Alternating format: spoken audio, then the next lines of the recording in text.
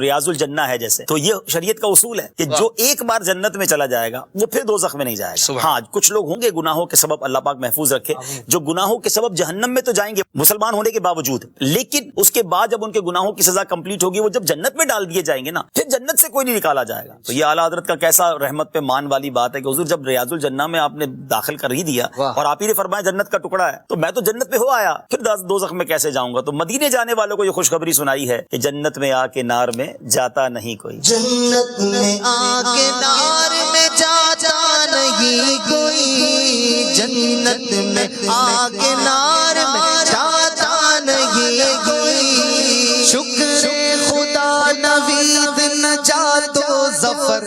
ہے، شکر خدا نوید نجات و ظفر کی ہے، نجات و ظفر کی ہے۔